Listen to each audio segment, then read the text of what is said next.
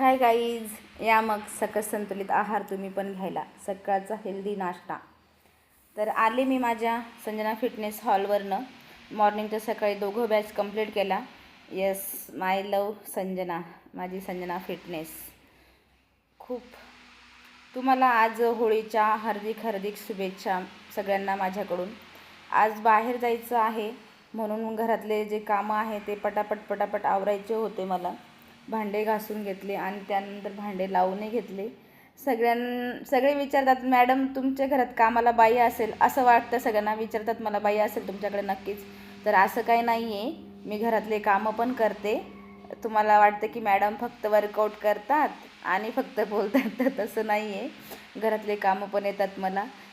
Ladies कितीही class 1 अधिकारी असो किंवा ती कुठल्याही क्षेत्रात काम करो, पण तिला जर आहे ना घरातले कामं हे करावंच लागतात प्रत्येकाला.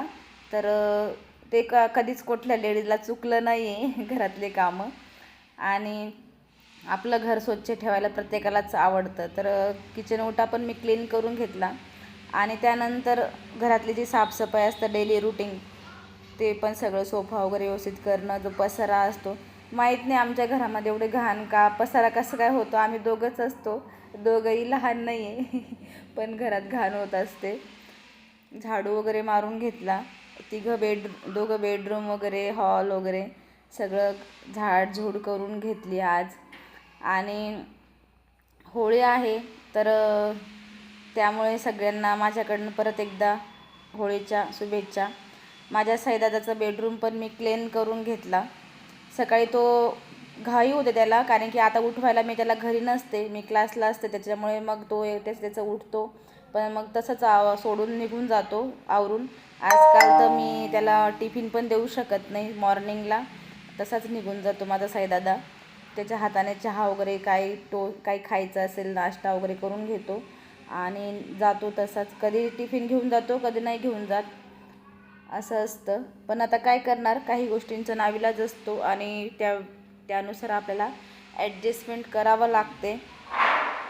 प्रत्येक वेळ सारखी नसते. साईदादासाठी मला स्वयंपाक पण करून घ्यायचा होता. तो घरी आल्यानंतर मग मी बाहेर गेलेले राहील म्हणून त्यासाठी मी स्वयंपाक करून घेतला. आज मी बटाट्याची भाजी आणि चपात्या वगैरे करून घेतल्या. त्यानंतर आईचा कॉल आलेला होता, तेव्हाच मी व्हिडिओ पण काढत होते आणि मध्येच आईचा कॉल पण आलेला. मग आईशी पण बोलून घेतलं. मी रेडी झाले त्यानंतर की मला जायचं होतं MEP मेडिकल कॉलेजला. तर त्यानंतर मला आठवलं, अरे यार मी तर कपडे टाकलेच नाही वाळत.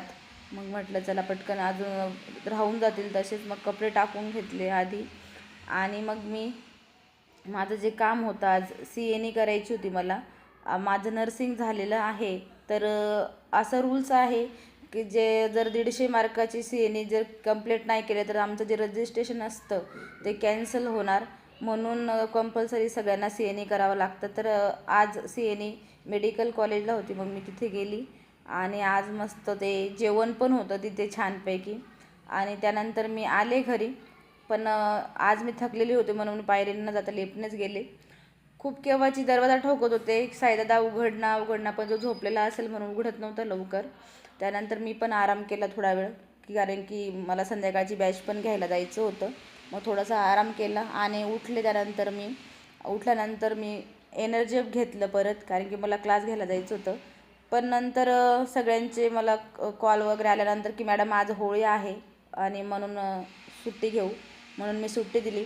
तर तुम्हाला माझे डेली ब्लॉग कसे वाटतात मला सांगा आणि सगळ्यांनी लाईक करा, फॉलो करा.